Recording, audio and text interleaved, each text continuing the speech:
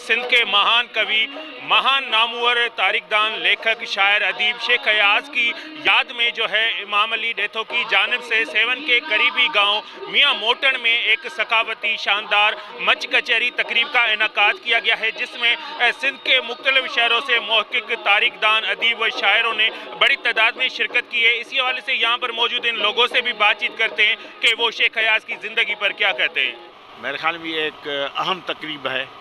वो एक सिंध के एक छोटे गांव मियां मोटन में ये हो रही है, जहां के नौजवानों में और जवानों में बहुत ही बड़ा जज्बा है, जिसके तवस्सुत से इन्होंने ये शेख अयाज जो सिंध का बल्कि पूरे पाकिस्तान का एक बहुत बड़ा कवि है, शायर है,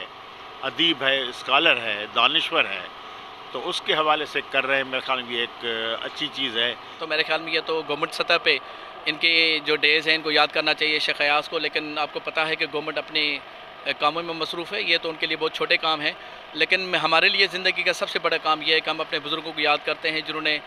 ख़ास तौर पे 50 की दिहाई में, 60 की दिहाई में, 70 की दिहाई में सिंध के लिए बहुत बड़ा काम किया था। जब सिंध एक बड़े स्टेक पे था, जब सिंध को बहुत बड़े चैलेंजेस थे, दरकार थे, ख़ास तौर पर 50s में जब कराची को सिंध से अलग करके वफा के अंडर दिया गया था, और उसके बाद 1 यूनिट का एक बड़ा सानिया हुआ था हमारे साथ, जिसमें सिंध का नाम लेना भी एक बड़ा जुर्म माना जाता था।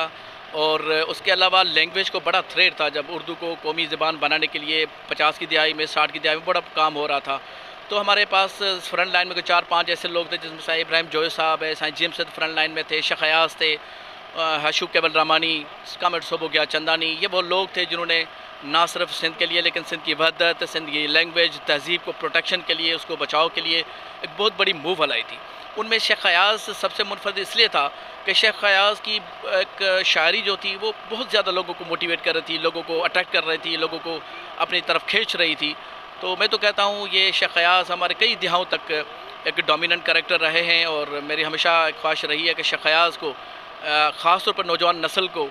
हमें बताना चाहिए उनकी ज़िंदगी के बारे में, उसकी स्ट्रगल के बारे में, उसके करैक्टर के बारे में। जैसा कि यहाँ पर मौजूद आपने लोगों की बातें सुनी, उनका कहना है कि शेख अयाज की ज़िंदगी पर रोशनी डालने के लिए और उनकी जो खिदमात हैं उनको खराज तहसीन पेश करने के लिए आज ही हमने ये जो है तकरीब का इनेकाद किया है। और ज़रूरत इस बात की है कि इतने बड़े जो अजीम शायर हैं उनकी याद में जो है सरकारी सतह पर भी ऐसे प्रोग्राम होने चाहिए। Cameraman team camera Majid Ali Qureshi, C110 news, 7 शरीफ। C110 न्यूज़, खबर की असल खबर।